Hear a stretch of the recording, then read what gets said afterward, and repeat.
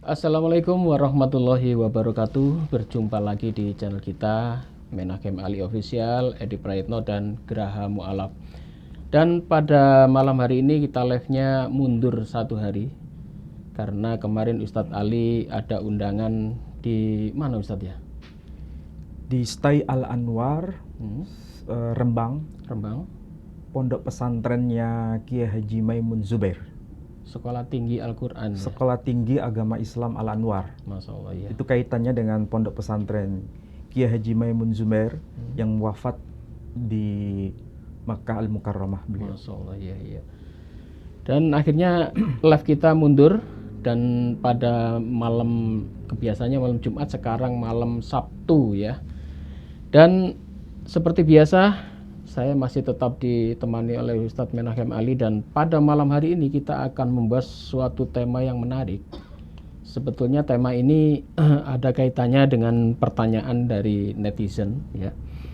Bahwasanya ini juga saya tanyakan ke Ustadz Ali. Ini ada pertanyaan dari netizen Ustadz, bahwasanya di dalam Al-Quran, terutama tepatnya di kitab Al-Imran ayat 33, itu ada seorang yang bertanya begini, kenapa di dalam surah Al-Imran itu nama Nabi Muhammad tidak disebut?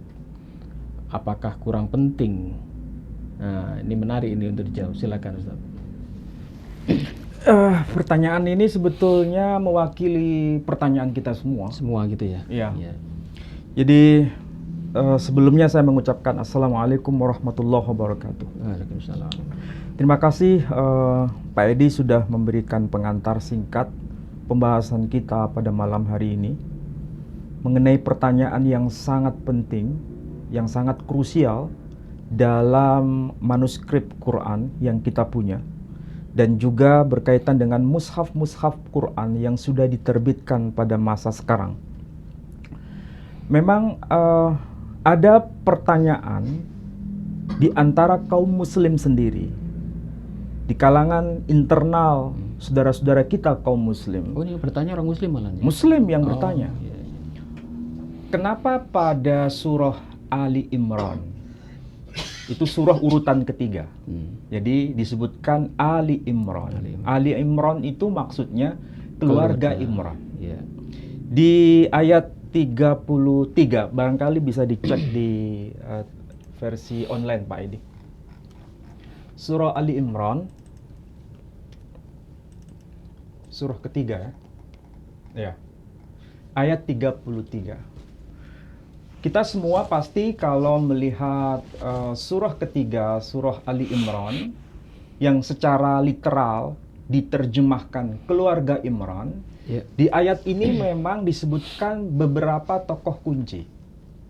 Dan tokoh kunci ini satu dengan yang lain ada hubungan. Dalam arti hubungan secara darah di sini ya. Kalau diterjemahkan ayat ini, Bismillahirrahmanirrahim, Innallaha astafa Adama wa Nuhan wa ala Ibrahim wa ala Imran 'alal alamin. Arti harfiahnya, sesungguhnya Allah. Innallah, sesungguhnya Allah. Maksudnya Allah telah memilih. Innallaha astafa, sesungguhnya Allah telah memilih Adam, yakni Adam, wa Nuhan, dan juga Nuh, wa ala Ibrahim, dan juga Ibrahim, keluarga Ibrahim, bukan sekedar Ibrahim, tapi keluarga Ibrahim. Makanya redaksi ayatnya berbunyi wa ala Ibrahim, wa ala Imran 'alal alamin, dan juga keluarga Imran. Bukan sekedar nama tokoh Imran, tapi keluarga Imran disebutkan di redaksi ayat ini. 'Alal alamin, mereka memiliki kelebihan pada masing-masing eranya. Ini pertanyaannya, nama Adam disebut, nama Nuh disebut, keluarga Ibrahim disebut, keluarga Imran disebut. Kenapa nama Muhammad, bahkan keluarga Muhammad, tidak disebut di ayat ini? Atau disebut juga di ayat Al-Quran yang lain? Apakah memang tidak disebutkan secara harfiah di dalam Al-Quran? Dan mereka berdalih dengan menggunakan tradisi yang sudah biasa kita lakukan, yakni di dalam sholat kita selalu mengucapkan ketika Tahiyat. sebelum mengakhiri salam Salat. kanan, salam ke kiri, selalu membaca Allahumma sholli ala Muhammad wa ali Muhammad kama shallaita ala Ibrahim wa ali Ibrahim. Ya. Pada versi yang lain boleh juga menetapkan dengan tambahan sayyidin. Allahumma sholli ala sayyidina Muhammad wa ala ali sayyidina Muhammad kama shallaita ala sayyidina Ibrahim wa ala ali sayyidina Ibrahim ila akhirih. Ya. Berdasarkan bukti ini berarti penyebutan nama keluarga Ibrahim seharusnya juga Keluarga Muhammad. disebutkan juga nama keluarga Muhammad. Tapi kenapa di dalam Al-Quran tidak ada? Apakah betul Nah, dalam itu Al-Quran tidak ada? pertanyaannya itu. Ini pertanyaannya. Ya. Dan apa makna dari al di sini? Karena ungkapan al, alif dan lam itu hampir di semua ayat-ayat Quran itu diterjemahkan dengan istilah keluarga. Jadi alif, lam ini berdiri sendiri Pak Edi. Alif, lam itu secara makna literal, makna harfiah itu keluarga. Kita tidak membahas detailnya ya. Kita hanya membahas makna global dari istilah al. Baik itu disandarkan kepada Fir'aun, ada. Disandarkan kepada Imran, ada. Disandarkan kepada Ibrahim, Ada. juga ada. Dan lain-lain sebagainya. Tapi di sini kenapa ala Muhammad tidak disebut atau ali Muhammad juga nggak disebut? Bahkan Nabi sendiri sebagai nama yang diunggulkan di antara para nabi yang lain malah tidak disebut. Kira-kira jawaban kita apa? Benarkah di dalam Al-Quran keluarga Muhammad tidak disebut? Jawaban saya ada Pak Edi disebut. Ada ayatnya. Ada disebut. Di mana? Di mana? Di surah As-Saffat, surah ke-37. As-Saffat. As-Saffat, 37. surah ke-37. Ayat Ayat yang ke 130. 130. Nah, di sini surah As-Saffat, surah ke-37, ayat 130. Disebutkan ayatnya, salamun ala Ilyasin. Kalau kita lihat terjemahan versi online ini, kita menemukan makna kesejahteraan dilimpahkan atas Ilyas. Ya. Padahal tadi saya mengatakan Ilyasin. ada penyebutan dalam Quran tidak menyebut dengan istilah Ilyas, tapi keluarga Nabi sendiri. Di mana itu? Dalam Quran yang sudah saya siapkan ini. Oh. Ini sekarang saya tunjukkan ya. Ini Al-Quranul Karim yang biasa kita baca dan biasa kita daras bersama-sama. Itu selalu berbunyi salamun ala Ilyasin. Arti harfiahnya kesejahteraan atau damai sejahtera dilimpahkan atas Ilyas. Memang itu merujuk satu person. Ilyasin sama dengan Ilyas sesuai dengan ayat sebelumnya. Ilyas. Sementara di dalam Al-Quran ini tidak tertulis salamun ala Ilyasin, tapi tertulis di sini lihat Pak Edi. Ini tertulis salamun ala ali Yasin. Disebutkan Yasin ya. Jadi redaksi ayat ini menyatakan salamun ala ali Yasin, bukan Ilyasin, tapi ali Yasin. Oke. Kita lihat ini Quran terbitan mana? Ini Quran terbitan Saudi Arabia. Jadi terbitan Saudi Arabia, riwayat dari siapa? Di sini dikatakan riwayah Wars an al-Imam Nafi'. Jadi riwayat Warash an dari Imam Nafi'. Terbitan sekali lagi Saudi Arabia. Ini contoh Quran yang berbunyi bukan salamun ala Ilyasin, tapi salamun ala Ali Yasin. Ini bukti pertama. Oke? Mungkin Pak Edi baru pertama kali melihat Quran kayak begini. Beda ini. Saya ambil contoh yang kedua. Ini Quran bukan terbitan Saudi Arabia, tapi ini Quran terbitan Maroko. Ya, di sini disebutkan dan ini ada lambangnya, bendera Maroko. Di sini tulisannya memang tidak persis sama bentuk hurufnya sebagaimana yang biasa kita baca, ya. Bentuknya seperti ini. Huruf fa titiknya di bawah satu. Huruf qaf titiknya di atas satu. Makanya di sini dikatakan wakafa billah. Wakafa, fa-nya titiknya satu di bawah. Oke, ini karakter Quran terbitan dari Maroko. Apa yang tertulis di sini? Di surah As-Saffat, di sini dikatakan salamun ala Ali Yasin. Ali Yasin ya. Bukan disebut Ilyasin, tapi salamun ala Ali Yasin. Ini bukti kedua. Tidak bisa dibantah. Siapapun berhak melakukan penelitian langsung berdasarkan apa yang saya baca dan yang saya tunjukkan ini. Coba di zoom lagi, Mas. Ini adalah Quran terbitan Maroko.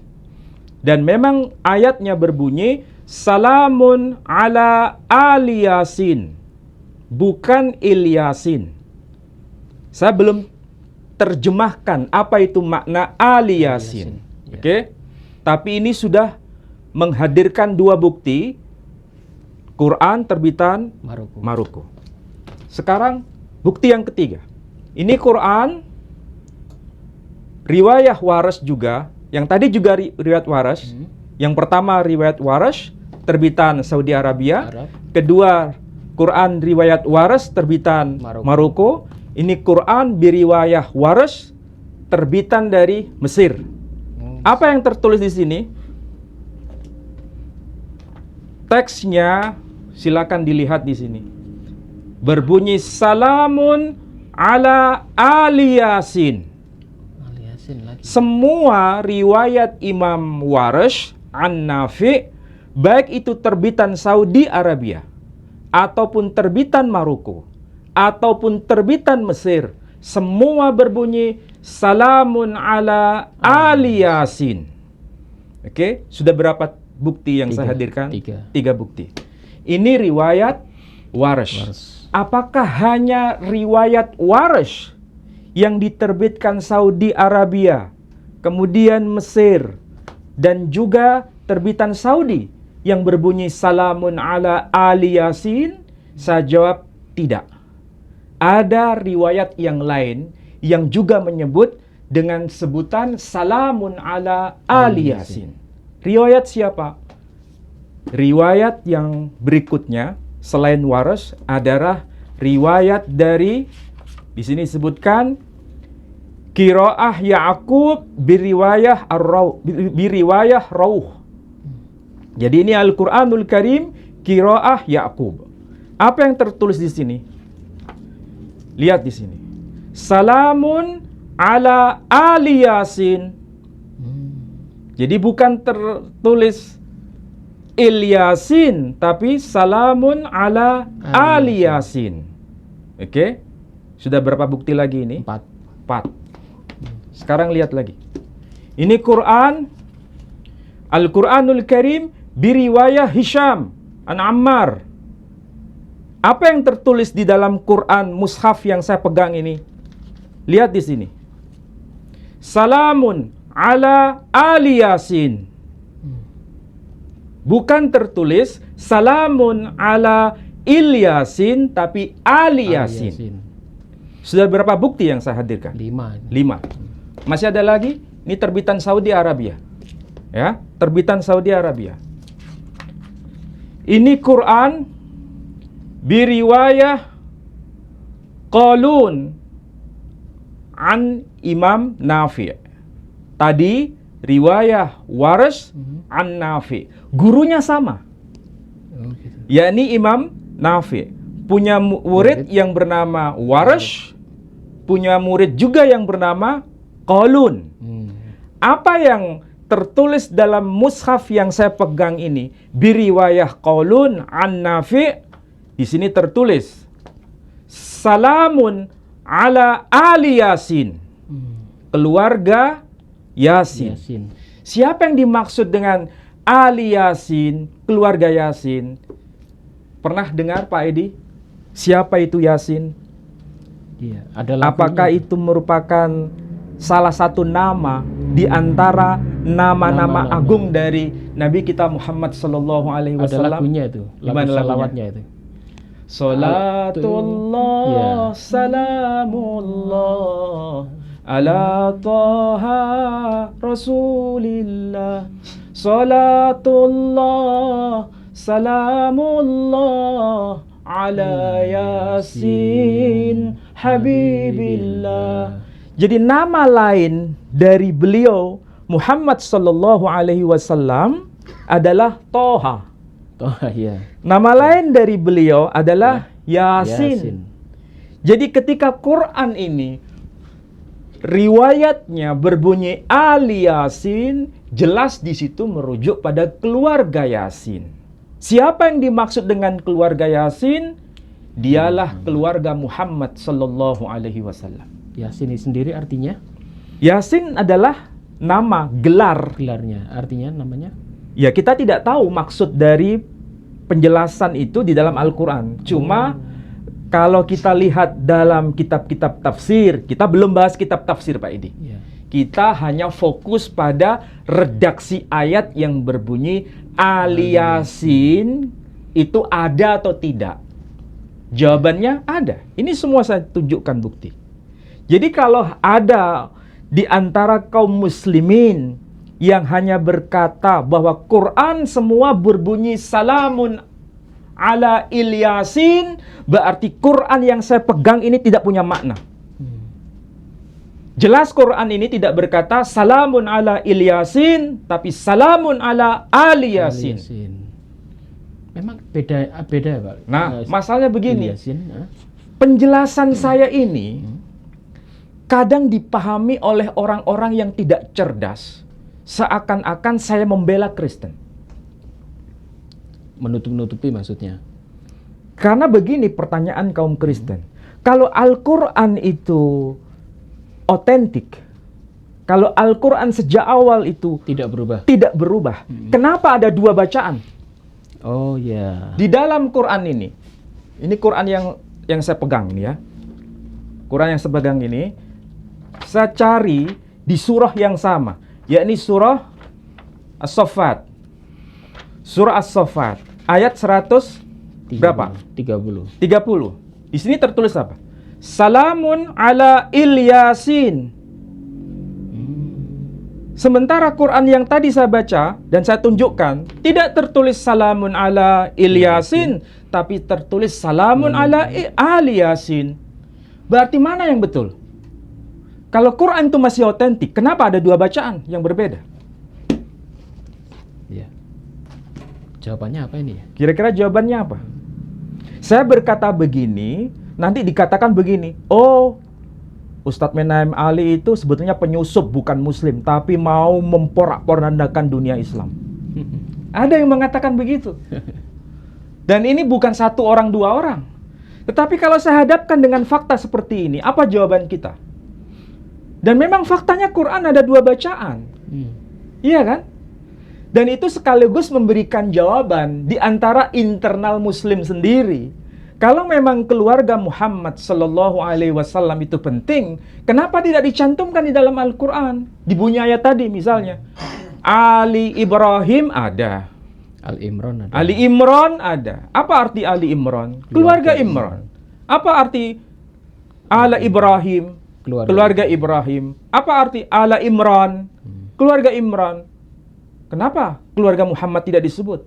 Maka jawaban saya, Quran yang saya bawa ini menunjukkan ada tokoh dan keluarga dari sang tokoh yang dicantumkan di surah As-Saffat ini. Dan memang tertulis Ali Yasin, artinya keluarga Yasin. Secara harfiah, al itu keluarga. Kita tahu ya, ortografi, tahu Pak Edi arti makna dari ortografi? Ortografi itu bentuk tulisan. Ya. Kalau ada dua huruf, alif dan lam, seperti yang tertulis pada ini, itu hampir bisa dipastikan. Itu kebanyakan dilafalkan al. Al itu artinya apa? Keluarga. Dan memang begitu. Tapi di sini ada ortografi yang bunyinya tertulis Il Yasin. Tapi begini penjelasan para ulama. Dua-duanya itu bukan saling menafikan. Tapi saling menguatkan. Maksudnya saling menguatkan itu apa? Ada makna rangkap. Makna rangkap dari ayat tersebut. Kalau misalnya kita pahami itu lebih jernih dengan bacaan yang lengkap. Bacaan kita harus betul-betul terbuka.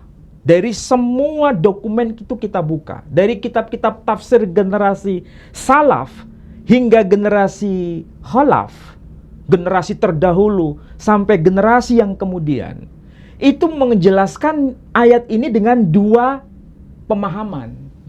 Bisa merujuk kepada Ilyas, tapi juga bisa merujuk kepada keluarga Nabi Yasin. Maksudnya keluarga Muhammad sallallahu alaihi wasallam.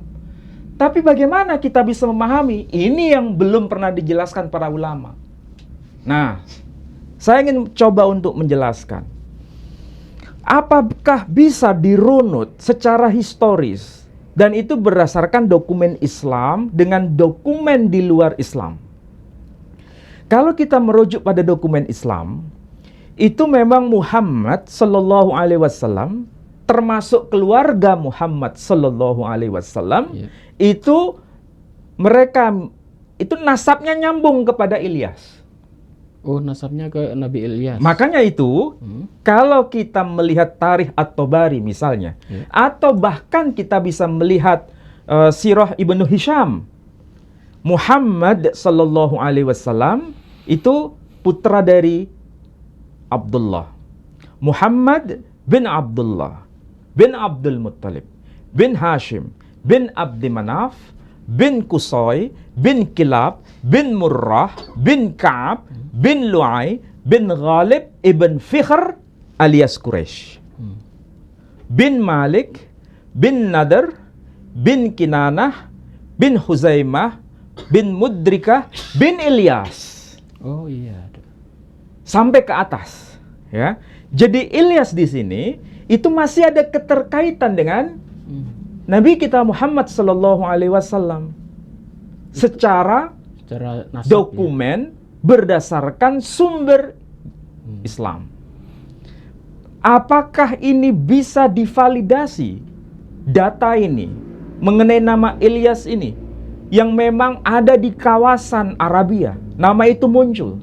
Kita lihat pada dokumen yang ditulis pada tulisan Claudius Ptolemy pada petanya, dan beliau itu lahir tahun 100 Masehi. Wafat tahun 170 Masehi. Lihat di sini. Ini peta. Dan peta ini adalah peta yang paling kuno yang sampai kepada kita. Oke? Di sini coba lihat, di sini ada nama kota, bukan nama kota sebetulnya. Nama negara yang sekarang ya. Nama negara yang berada di kawasan paling timur dekat Teluk Persia. Negara itu disebut negara Qatar. Oh, Qatar. Ya. Sementara di dalam peta abad kedua ini, kan 170 Masehi itu masuk kategori abad kedua. Nama Qatar sudah tercantum Pak ini. Qatar ini. Berarti ini nama yang kuno atau nama yang baru dimunculkan pada era belakangan? Kuno ini. Nama yang paling kuno. Lihat di bagian yang agak ke kanan. Di sini ada Iolicite. Oh, Iolicite. Ini adalah bahasa khas Latin bahasa khas Semitik yang kemudian dilatinkan. Dari nama Ilyas menjadi Iolisite. Oh, ini dari nama Ilyas. Ilyas. Sama persis kalau kita lihat ada satu suku di sini disebut Katanite. Yang ini sebetulnya bentuk Helenisasi, pembaratan dalam tradisi Romawi dari nama khas Semitik. Dari nama apa? Kahtan atau Yoktan dalam bahasa Ibrani. Dalam bahasa Ibrani disebut Yoktan, dalam bahasa Arab disebut Kahtan, dalam bahasa Latin disebut Katanite. Ya. Sementara di sini juga ada nama-nama lain yang kita sebut, misalnya ini Casanite. Casanite. Ini bahasa khas Latin dari tradisi Semitik, yakni suku Qais, disebutkan Casanite. Di sini juga tertulis Bani Kahtan disebut Katanite. Ada Bani Ilyas, keturunan Ilyas disebut Iolisite. Jelas di situ. Menjadi sebuah bukti di kawasan Arabia nama tokoh penting itu muncul. Itulah sebabnya makna ayat yang tadi dipersoalkan oleh kaum Kristiani, yang mereka berkata, ini bagaimana Quran itu? Katanya otentik, katanya tidak ada perubahan, katanya tidak ada perbedaan antara satu mushaf yang ada di sini dengan yang di sono, terbitan yang di sini dengan terbitan yang di sono.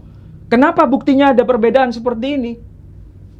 Maka jawaban kita sederhana, itu bukan perbedaan, tapi itu adalah kerangkapan dari bacaan Quran yang Nabi sendiri mengajarkan. Boleh dibaca salamun ala ali Yasin, boleh dibaca dengan salamun ala Ilyasin.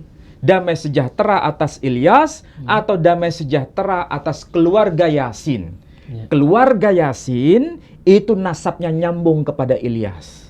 Dan itulah sebabnya dalam Al-Quran ada muncul nama Ilyas, ada muncul juga keluarga Yasin, yang versi Arabnya Ali Yasin. Sebentar, Ustaz. Nah, ini kalau ada menyebut Ilyas, saya jadi ingat di Alkitab itu ada nabi yaitu Elia. Nah, betul. Karena ada yang mengatakan Nabi Elia di dalam Alkitab versi Yahudi dan Kristen itu sama dengan Al-Quran yang menyebut Elias. Berarti Elia dengan Elias ini apakah sama? Nah, begini.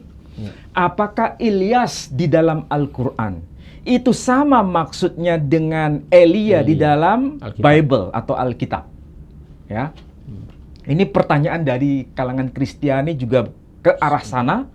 Pertanyaan dari kalangan Muslim juga mengarah ke sana. Nah, kita lihat ayat sebelum 137.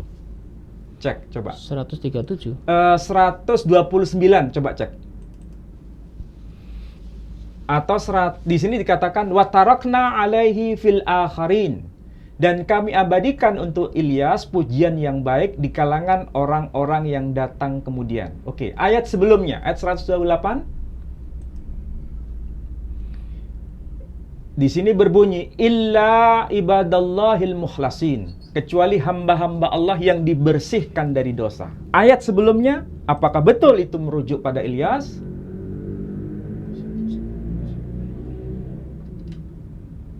Seratus 125. Ah, di sini 125. Coba perhatikan. Atad'una ba'lan wa tadaruna ahsanal khaliqin.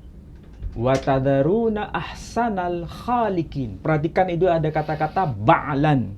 Ini disebutkan nama dewa, yakni dewa Baal. Patutkah kamu menyembah Baal dan kamu tinggalkan sebaik-baik pencipta? Ini adalah ucapan Ilyas.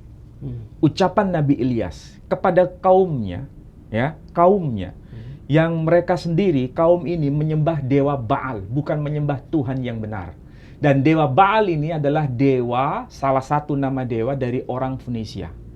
Apakah Al-Quran yang menyebut Ba'lan, tokohnya bernama Ilyas, itu terkait juga dengan tokoh Elia yang termaktub dalam Bible? Jawabannya iya. Kita lihat dari mana? Dari Alkitab sendiri. Ya. Nah, coba kita baca. Di dalam Alkitab, yakni di 1 Raja-Raja. 1 Raja-Raja. 1 Raja-Raja. Ayat, coba lihat ayat 37 Pak Edi. Pasalnya, Pasal 18. ayatnya 37 sampai 40 coba. 1 Raja-Raja pasal 18 ayat 37. Jawablah aku ya Tuhan, jawablah aku, supaya bangsa ini mengetahui bahwa Engkaulah Allah yang Tuhan. Ya Tuhan. Engkaulah yang membuat hati mereka tobat kembali. Lalu turunlah api Tuhan menyambar habis korban bakaran, kayu api, batu dan tanah itu. Bahkan air yang dalam parit itu habis dijilatnya. Ketika seluruh rakyat melihat kejadian itu, sujudlah mereka serta berkata, Tuhan dialah Allah atau Allah, Tuhan dialah Allah.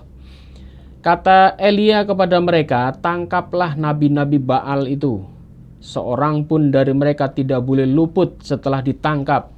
Elia membawa mereka ke sungai Kison dan menyembelih mereka di sana. Oke.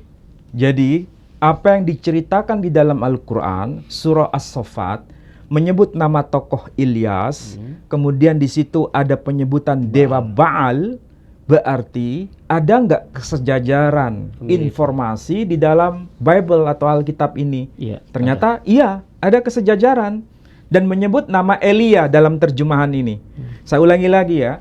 Di ayat 38, ini versi Alkitab TB2 Pak Idi. Yang terbaru ya. Versi terbaru. Iya. Alkitab terjemahan baru jilid 2 ya. Di sini dikatakan di dalam 1 Raja-Raja pasal 18 ayat 38, lalu turunlah api Tuhan melahap kurban bakaran, kayu, batu dan tanah itu.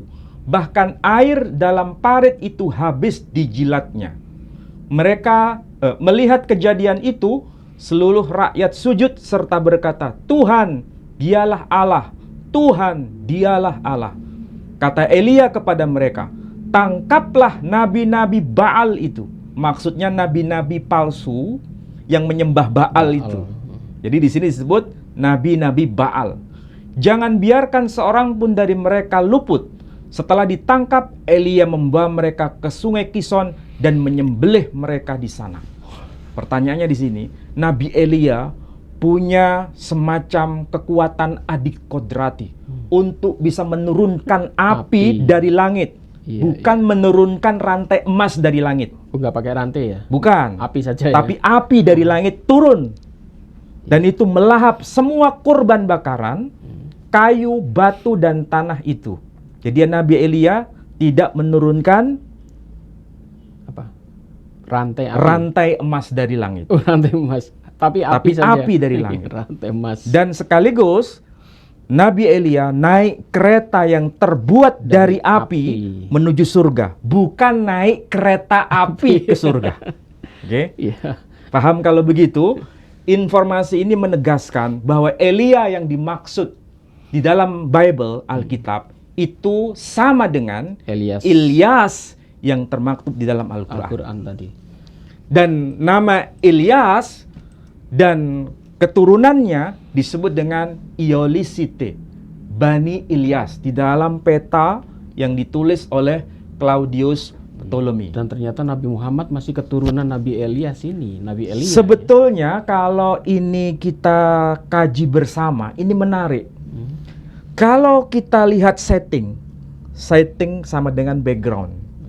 Ilyas yang dimaksud di dalam Al-Quran tidak diceritakan secara detail. Ya. Dari bangsa mana, dari kawasan mana, letak geografisnya juga tidak disebut. Quran itu gelap gulita secara detail. Saya harus akui, memang dalam Quran tidak diceritakan detail. Hanya clue saja. Tetapi bukan berarti apa yang disampaikan Quran itu miskin data. Bukan. Kebiasaan redaksional Quran, apa yang diceritakan secara detail itu merupakan bentuk koreksi dari teks sebelumnya. Tetapi bila Quran mengisahkan sesuatu itu sambil lalu atau hanya secara global, berarti kisah secara detail pada teks-teks sebelumnya itu tidak perlu diulang. Kalau misalnya diulang, itu menunjukkan pengulangan yang terus-menerus dan itu bukan karakter Quran. Berarti Pak Edi bisa tahu jawabannya. Kenapa Al-Quran itu tidak detail? Tidak detail informasinya. Seperti di Alkitab. Pada satu bagian, tapi di bagian lain mengisahkan itu detail sekali. Jawaban saya tadi merupakan sebuah kesimpulan sederhana. Jadi kalau tidak diceritakan secara detail, tetapi di situ ada clue, yakni penyebutan dewa Baal, kemudian disebutkan nama Ilyas. Itu merupakan sebuah kata kunci untuk bisa menghubungkan dengan teks-teks sebelumnya, dan memang kita bisa baca melalui Alkitab atau Bible, itu berarti sudah benar. Artinya tidak perlu dikoreksi lagi. Kalau tidak perlu dikoreksi lagi, berarti Quran tidak perlu mengulang lagi. Itulah karakter redaksional Quran. Dengan kata lain, kalau di dalam Alkitab, Elia atau Quran menyebut Ilyas, Elia itu kan bahasa Indonesia. Tapi kalau bahasa Ibraninya Eliyahu. Oh, Eliyahu. Eliyahu. Kalau bahasa Yunaninya tidak disebut Elia, tidak disebut Eliyahu, tidak disebut Ilyas, tapi disebut Elias. Elias. Nah, coba Pak Edi lihat di Injil Matius. Injil Matius pasal 17, Pak Edi. Ayat. Injil Matius pasal 17. Ayat. Coba lihat Pak Edi ayat yang ketiga. Injil Matius pasal 17 ayat ketiga. Maka nampak kepada mereka Musa dan Elia sedang berbicara dengan dia. Nah, coba ulangi lagi Pak Edi. 17 Ayat 3. 3. Maka nampak kepada mereka Musa dan Elia sedang berbicara dengan dia. Siapa yang dimaksud dia di sini? Dia yang dimaksud adalah Yesus Kristus. Siapa yang dimaksud dengan Musa? Musa yang dimaksud adalah Moshe dalam bahasa Ibrani. Siapa yang dimaksud Elia di sini? Dia adalah Ilyas dalam Quran. Dan dalam versi bahasa Yunani, kita lihat misalnya teks Septuaginta, itu abad ke-5 sebelum Masehi, menyebutkan Elias. Di dalam kitab Perjanjian Baru, pasal 17 ayat yang keempat, ayat yang ketiga, bisa di-shoot ya di sini.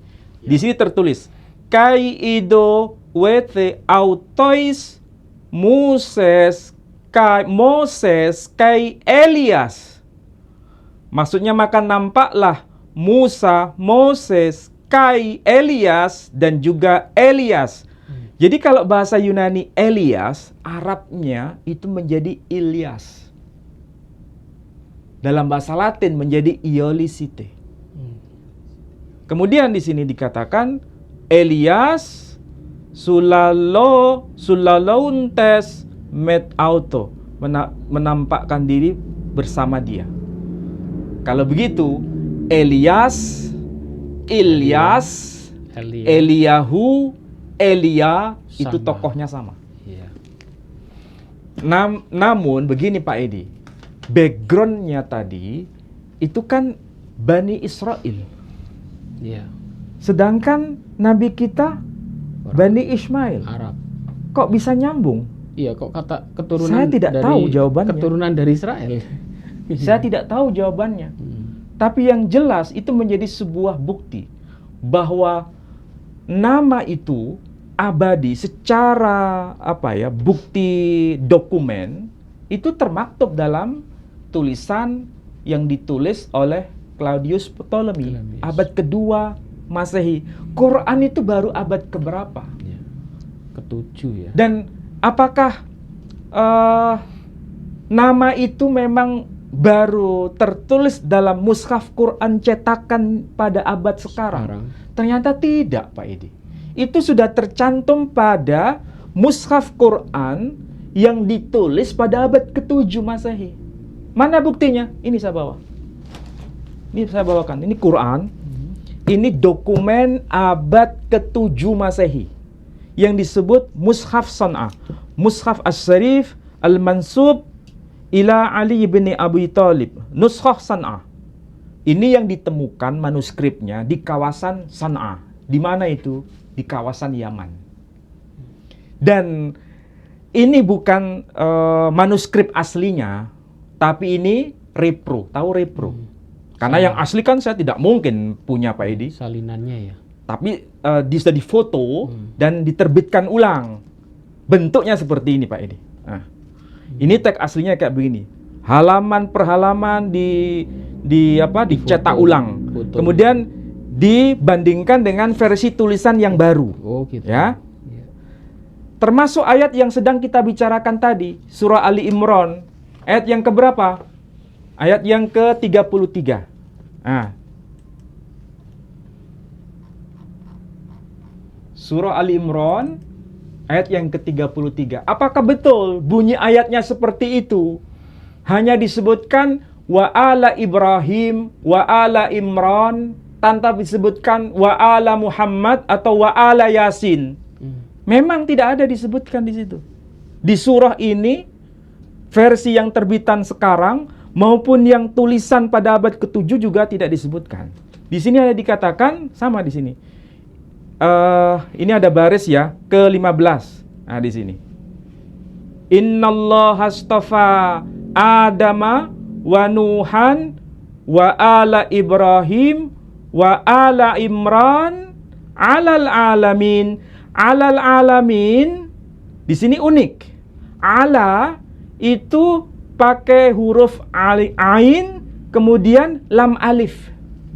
Sementara yang kita lihat itu pakai begini kan? Ain, lam, ini sebetulnya alif bengkong kalau bahasa kita, ya. Ini seperti huruf ya, tapi tidak ada titik. Iya, tidak ada titik. Tapi ini bisa diganti dengan huruf alif. Karakter ini muncul dalam versi Quran yang ditulis di kawasan Yaman, yang kemudian dikenal dengan Mushaf San'a. Tidak pakai huruf ya yang tanpa titik tadi, tapi pakai huruf alif. Alal alamin di sini disebutkan pakai ala, pakai alif. Dan ketika itu dibuatkan dalam bentuk huruf yang baru, tetap ditulis ala kayak begini. Ya kan? Ibrahim wa ala Imran ala alal alamin, bukan pakai iya tanpa titik. Pakai alif ya? Tapi pakai alif lam alif. Lam alif, bukan pakai lam dan ya tanpa titik. Dan yang melengkung ini ya? Iya, melengkung. Iya. Ini enggak, pakai alif. Tegak. Bu, ini kalau disebutkan namanya alif bengkong. Iya, alif bengkong. Kalau ini alif tegak. Iya. Tapi sama-sama alif. Dan maknanya sama. Atas. Oke, alal alamin, atas semua umat. Jadi di sini tertulis begitu. Memang tidak disebutkan ala Muhammad atau ala Yasin atau keluarga Nabi, nggak disebut. Hanya di surah As-Saffat disebutkan itu. Coba lihat surah As-Saffat tadi ayat berapa? 130. Di surah ini juga sama. Disebutkan salamun ala Ilyasin. Coba ya. Nah ini. Bentar. 103.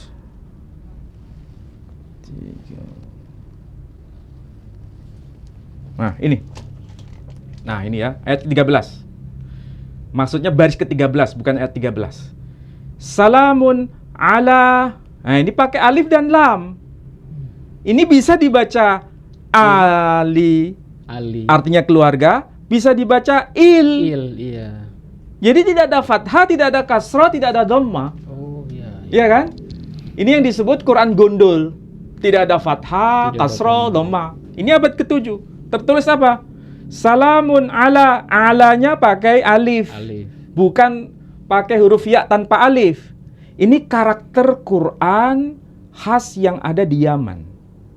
Dan ini disebut boleh dibaca Al-Yasin, boleh dibaca Il-Yasin. Kalau begitu, ini menjadi bukti bahwa penulisan Quran itu sesuai dengan karakter kebahasaan di beberapa wilayah yang berbeda, itu tidak bisa diseragamkan. Karena yang diterima Nabi itu bukan huruf per huruf. Bukan dalam arti Quran itu hurufnya sudah dari lisannya Nabi Shallallahu Alaihi Wasallam, tapi bacaannya, bukan tulisannya. Kalau tulisan boleh pakai ala, pakai huruf ya tanpa titik, boleh pakai alif, lam alif yang tadi sudah saya kasih contoh dalam karakter mushaf San'a. Atau mungkin karena tadi tidak ada tanda baca ya, atau akhirnya munculnya ada yang baca Al-Yasin atau Il-Yasin tadi ya? Itulah sebabnya Quran ketika turun itu bukan dalam bentuk tulisan. Dan faktanya betul kan, ketika dalam bentuk tulisan tidak ada harokat. Iya. Ketika tidak ada harokat, harokat itu kan mewakili bunyi-bunyi vokal. Supaya bisa dibaca sesuai dengan tanda-tanda vokal itu. Nah, ketika Quran itu turun bentuknya bacaan. Sementara bacaannya itu ada dua.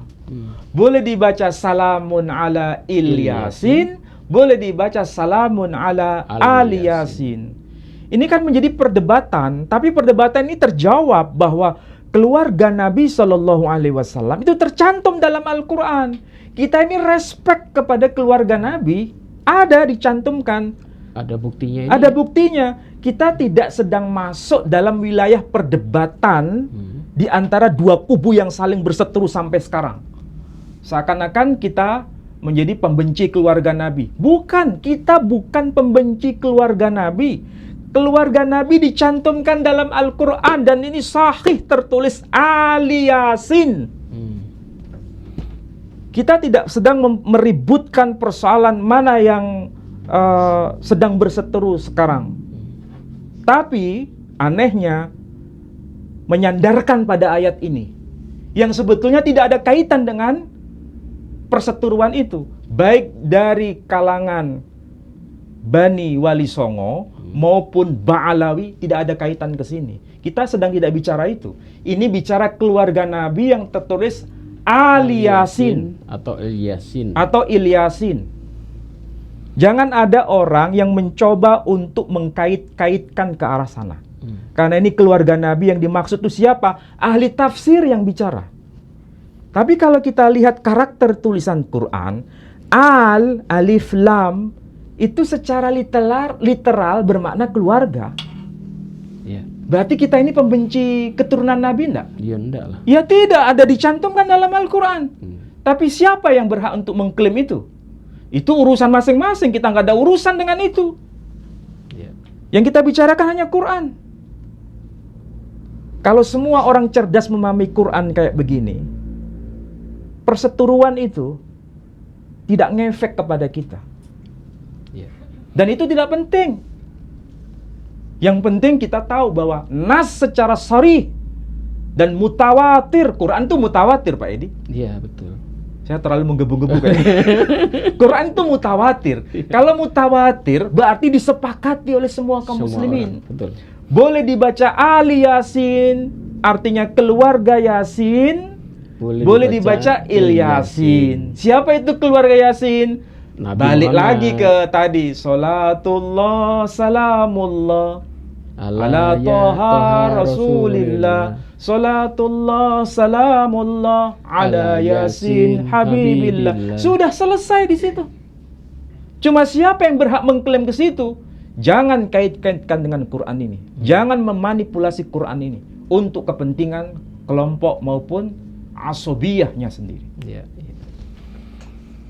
Ya, menarik. Ini bukan berlaku pada satu Menarik pihak ini. ya Pak Edi. Menariknya kalau kita ditanyakan oleh orang Kristen ya, apakah ini Ilyas atau Al-Yasin?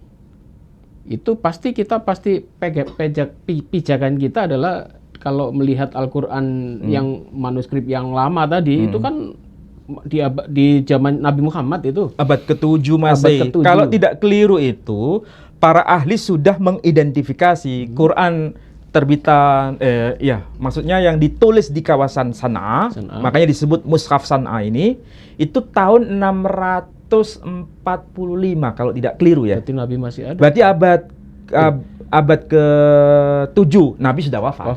Sudah. Ya, Nabi wafat kan tahun 632. Betul, ya. Ini 634. Berarti tidak terlalu jauh jaraknya dengan masa Nabi Shallallahu alaihi wasallam. Ini berdasarkan karbon C14, bahan kimia. Sudah fix itu oleh Marx dan Yoham. Itu penelitinya itu.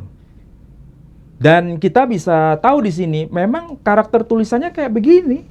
Persis seperti karakter tulisan surat-surat Nabi yang dikirimkan kepada para raja, termasuk Raja Heraklius yang kemarin kita bahas. Meskipun ada orang yang sinis mengatakan itu surat Nabi palsu. Palsu menurut siapa?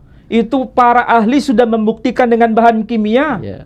Dan itu tidak bisa dimanipulasi. Hanya mereka yang dengan kebencian saja kemudian menyimpulkan itu bukan surat Nabi. Alasannya mereka dengan alasan yang tidak jelas dan tidak bisa dikonfirmasi dengan data historis. Alasannya Nabi Muhammad tidak bisa baca tulis katanya. Kok bisa membuat surat katanya. Ya, jelaskan di dalam kitab Sirah sendiri yang menulis itu kan para sekretaris Nabi. Dan Nabi Muhammad namanya disebutkan di situ. Stempelnya ada. Stempelnya ada. Dan stempel itu menjadi bukti para ahli untuk memvalidasi bahwa itu bukan sebuah manuskrip palsu. Sudah fix. Mau saudara terima atau tolak, mereka yang cerdas dan waras bisa mengatakan bahwa itu adalah kebenaran. Ya, kritikus-kritikus dari Barat kan memang banyak tulisan-tulisan yang memfitnah Nabi sedemikian rupa. Dengan tuduhan macam-macamnya itu, dan kalau itu menjadi pijakan mereka ya terserah mereka. Itu kan tulisan dari kaum pembenci Nabi. Ya begitulah. Di antara kaum muslimin itu ada yang tidak cerdas. Di kalangan non-muslim juga ada yang tidak cerdas. Sehingga kesulitan memahami bahasa kita dan diskusi kita yang sudah panjang lebar ini. Jadi kewajiban kita memang harus mencerdaskan umat, meskipun kita harus dibully oleh siapa. Saya jadi teringat karena gara-gara ini ya, dengan munculnya perbedaan tulisan ini, kemudian si Profesor Mu'in Siri mengatakan dibentuk sebuah komite, kemudian di Mesir dia harus mencetak yang baru dari kumpulan-kumpulan kitab-kitab yang lama, kemudian ada kata-kata diedit segala macam. Itu apa ada urusan seperti itu ya? Ya memang kan komite yang ada di Mesir yang kemudian mencetak Quran pada tahun 1924 kan dihadapkan dengan fakta Quran seperti ini yang bisa dipakai oleh semua. Meskipun mereka tuh sebetulnya tahu ada boleh baca seperti ini, boleh baca seperti ini. Tapi yang diberikan di Mesir, yang Quran terbitan tahun 1924, saya sekarang sudah punya Pak Edi. Udah beli ya? Tapi nggak saya bawa. Nanti suatu saat saya bawa. Itu terbitan tahun 1924. Yang di Mesir masih itu? Ada stempel asli dari raja yang berkuasa pada masa yang itu. Di Mesir itu ya? Yang di Mesir. Memang itu bacaannya tertulis, ada fathah kasrodoma, salamun ala Ilyasin. Ditulis Ilyasin. Ditulis Ilyasin. Berarti udah diganti Ilyasin ini. Bukan diganti karena yang mengikuti riwayat Hafiz. Tapi kalau mengikuti riwayat Waras, Al-Yasin. Al-Yasin. Makanya di sini yang Waras mau terbitan Saudi, mau terbitan Mesir, mau terbitan Maroko, semua bacaannya Al-Yasin. Tergantung mau yang diterbitkan yang mana. Yang versi Hafiz ya harus Ilyasin. Tapi kita harus tahu yang muslim ini jangan tutup mata. Seakan-akan yang betul itu hanya Yasin, yang Ali Yasin salah. Berarti mengingkari Al-Quran itu sendiri. Ya jalannya kurang jauh mungkin. Ya karena mereka ini nggak mau belajar. Ya saya sendiri kalau tidak ditunjukkan ini ya Pak, saya pakai ini. Jadi Muslim sendiri, bukan semua ya, sebagian Muslim yang sok pintar itu menyalahkan kita. Kenapa itu dibahas di medsos? Kalau tidak dibahas di medsos, kaum Kristiani, kaum Kristen sudah tahu begini. Sudah tahu mereka? Sudah tahu. Maka kita harus buka semua. Kalau kita buka semua, kita kan tujuannya menyadarkan supaya kita ini semakin cerdas, bukan semakin Iya. Saya sampai Emosi ya? bukan emosi, saya ini menggunakan bahasa seperti itu supaya kita ini sadar diri gitu loh. Iya. Soalnya Pak Ali kadang-kadang kebablasan ngucapin kasar, akhirnya dipotong sama mereka. Ustadz Ali ngomongnya kasar kan. Saking semangatnya ini Ustadz. Baiklah saudara-saudaraku sekalian, ini menarik ya. Ternyata saya selama ini juga melihat As-Saffat ini ya, saya baca Ilyas karena di ayat-ayat sebelumnya juga menceritakan soal Nabi Ilyas, dan ternyata pada kajian malam hari ini kita ditunjukkan ada dua versi, dan ada kitab-kitab yang ditunjukkan oleh Ustadz Ali ini bukan kitab sembarangan, ini tadi udah ada 6 kitab ya, dan semua mengucapkan Ali Yasin. Ali Yasin itu ditujukan kepada keluarga siapa? Keluarga Yasin.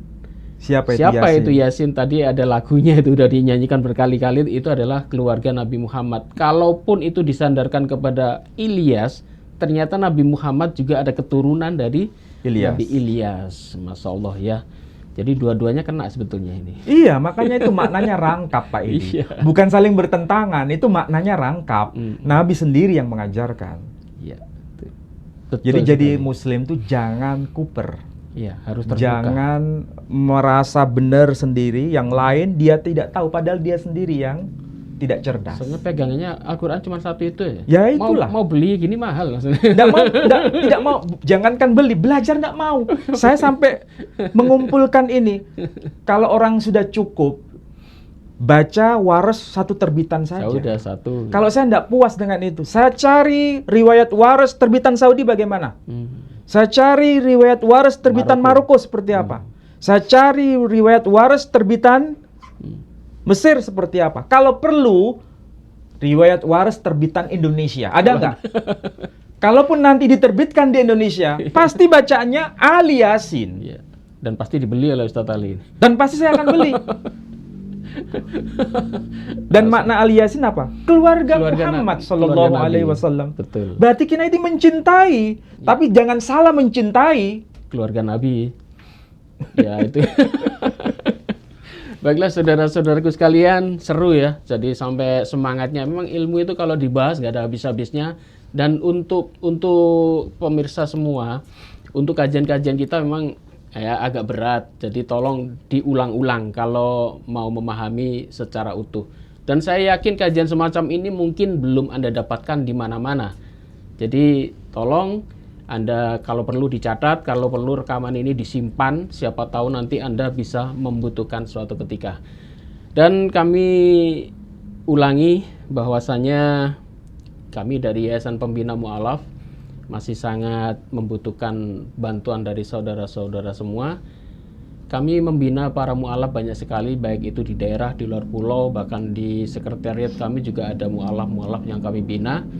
Dan kami membutuhkan dana, termasuk pembangunan masjid yang sampai sekarang belum jadi-jadi.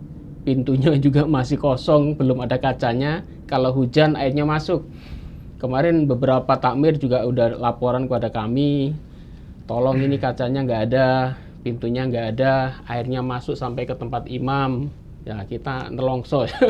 Jadi tolong dibantu ya pembangunan masjid kami di Wonosalam Jombang, termasuk pembina-pembina mu'alaf juga. Tagline masih jalan ya. Anda bisa salurkan bantuan Anda di Bank Syariah Indonesia di nomor rekening 11188899971 atas nama Yayasan Pembina Mu'alaf Pusat Jawa Timur. Mungkin Ustadz ada penutup? Ya, ada dua kesimpulan yang harus saya sampaikan dan harus dipahami oleh kalangan Muslim dan non-Muslim. Bahwa yang pertama, nama Ilyas di dalam Al-Quran itu sebetulnya maksudnya sama dengan Elias di dalam Bible versi Septuaginta atau dalam The New Testament in Greek. Jadi bahasa Yunani versi Kitab Perjanjian Baru juga menyebut Elias. Dan itu maksudnya sama dengan Ilyas di dalam Al-Quran. Versi Alkitab bahasa Indonesia menerjemahkan dengan nama Elia. Sedangkan dalam versi Ibrani menyebutnya Eliyahu. Ini tokohnya sama dengan pelafalan bahasa yang beragam. Dan itu seorang nabi yang memiliki karakter unik dalam penjelasan Bible atau Alkitab yang bisa menurunkan api dari langit. Bukan menurunkan rantai emas dari langit. Ya. Yang kedua, bahwa keluarga Nabi Shallallahu Alaihi Wasallam itu dicantumkan di dalam Al-Quran dengan bacaan Al-Yasin. Kalau tertulis Al-Yasin, semua pola redaksi Quran Al itu menunjuk pada keluarga. Jadi bisa dibaca Al-Yasin bermakna keluarga Yasin. Siapa itu Yasin? Beliau adalah Muhammad Sallallahu Alaihi Wasallam. Dan kalau begitu, apakah Quran ada dua versi? Tidak. Itu maksudnya bukan saling bertentangan, tapi saling melengkapi maknanya. Bahwa Nabi kita Muhammad Sallallahu Alaihi Wasallam dan keluarga Nabi Sallallahu Alaihi Wasallam nasabnya nyambung kepada Ilyas, dan itu kita harus cintai mereka, tapi jangan salah mencintai keturunan Nabi. Baiklah saudaraku sekalian, semoga Anda paham, semoga juga pertemuan ini ada manfaatnya, dan tolong jika kami ada kesalahan, kami mohon maaf sebesar-besarnya. Demikian kajian malam hari ini. Wabillahi taufiq wal hidayah. Wassalamualaikum warahmatullahi wabarakatuh. Waalaikumsalam warahmatullahi wabarakatuh.